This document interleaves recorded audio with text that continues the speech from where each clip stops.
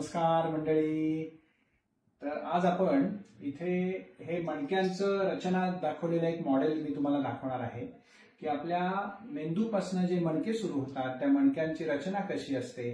त्यानंतर त्या मणक्यांचं कार्य काय असतं, मानेचे मणके किती, पाठीचे किती, कमरेचे किती आणि माकडाचे किती, असे सगळे मणके आपण आता बघूया. तर हे आपल्या कवटीचा बेस आहे जिथून आपले मणके सुरू होतात.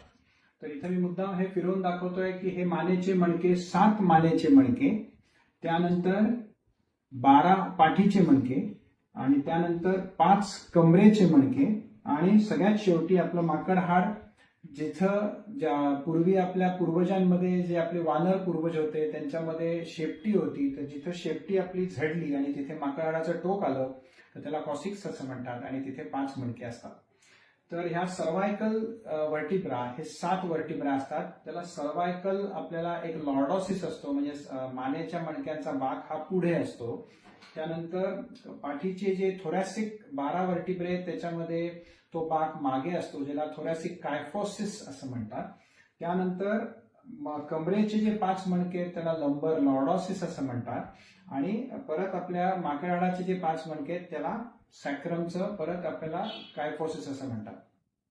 तर मानेचे पुढे, पाठीचे मागे, परत कमरेचे पुढे आणि भाग जो आहे तो, आणि परत माकड हाडाचा भाग मागे,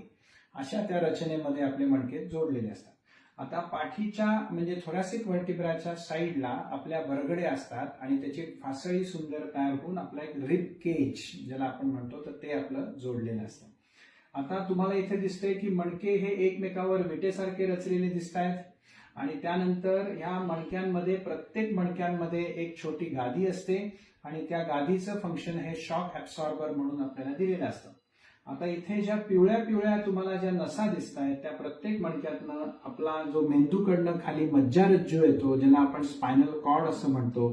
तो स्पायनल कॉर्ड पूर्ण मानेच्या मणक्यांपासून हळूहळू हळूहळू पाठीच्या मणक्यांपासून तो कमरेपर्यंत जाऊन खाली माकडामध्ये जाऊन संपतो. आणि प्रत्येक लेवलला म्हणजे 1 2 3 4 5 6 7 मानेचे 7 मणके, परत 1 2 3 4 5 6 7 8 9 10 11 12 पाठीचे 12 मणके आणि 1 2 3 4 5 हे कमरेचे 5 मणके. ह्याच्यामधनं प्रत्येक लेवलला एक नर्व रूट, जी की तुम्हाला पिवळी नर्व रूट दिसते बघा, तर ही पिवळी नर्व रूट तुम्हाला दिसतीये, तर ती नर्व रूट त्या मणक्यांच्या पोकळीमधनं स्पायनल कॉर्ड मधनं बाहेर येते आणि ही जी नर्व रूट आहे ती नर्व रूट आपल्याला हातापायाला संवेदना देते, चालना देते, ताकद देते आणि आपण जे सेन्सेशन्स आहेत, नंतर जे आपण कार्य करतो, आपली जी ग्रीप आहे किंवा आपण जे चालतो, आपल्या स्नायूंना जे पोषण मिळतं ते सगळं या नर्व रूट मधनं नर्वशी रिलेटेड होऊन ते स्नायूंमध्ये नर्व जाऊन संपतात आणि मग स्नायूंना ताकद मिळणे, सांध्याची हालचाल होणे, त्यानंतर आपल्या सांध्याचं प्रत्येक स्नायूंना पोषण मिळणे आणि हे सगळं त्याच्यामध्ये घडत असतं. त्यामुळे जेव्हा ह्या मानेच्या किंवा पाठीच्या किंवा कमरेच्या मणक्यांमध्ये कुठे दोष निर्माण होतो किंवा या चकत्या मागे सरकतात, ज्याला आपण डिस्क प्रोलॅप्स म्हणतो, त्यावेळी मात्र ह्या नर्व रूट्स दबल्या जातात आणि मग त्याचा दाह, मानेत दबल्या गेल्या तर हातापायामध्ये मुंग्या येतील, ताकद कमी होईल आणि पेशंट चालू शकणार नाही. पाठीमध्ये आणि कमरेमध्ये जर नसा दबल्या गेल्या तर त्याचा ताण हा पायामध्ये येतो, संडास लघवीचे प्रॉब्लेम येतात, लघवी तुंबते, संडास होत नाही आणि मग पोट फुगायला लागतं आणि हे सगळं सिम्पटम्स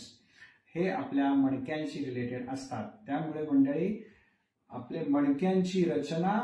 ही तुम्हाला आता मी दाखवली की मणक्यांची रचना उत्तम असणे, उत्तम राहणे आणि उत्तम ठेवणे हे आपल्या हातात आहे. आता मणक्यांच्या आजूबाजूला स्नायू असतात, त्या स्नायूंची ताकद उत्तम ठेवली, त्याला चांगले व्यायाम केले तर तुमचे मणक्यांची जी रचना आहे किंवा जे भाग आता मी तुम्हाला सांगितले ते उत्तम राहतात आणि मग तुमचं ओव्हरऑल स्ट्रेचर, ओव्हरऑल तुमचं पर्सनॅलिटी ही उत्तम राहते आणि मग मणक्यांशी रिलेटेड जे त्रास होणार आहेत, नसेचा दाब आहे, नसेचा दाह आहे, हातापायातल्या मुंग्या आहेत किंवा पायातली ताकद कमी होणे, हातातली ताकद कमी होणे, चक्कर येणे, हे सगळे रिलेटेड सिम्पटम्स तुम्हाला टाळता येतात. त्यामुळे व्यायाम करा, स्नायूंची ताकद उत्तम ठेवा, मणक्यांचं आरोग्य आणि मणक्यांचे भाग मेंटेन करा आणि निरोगी राहा,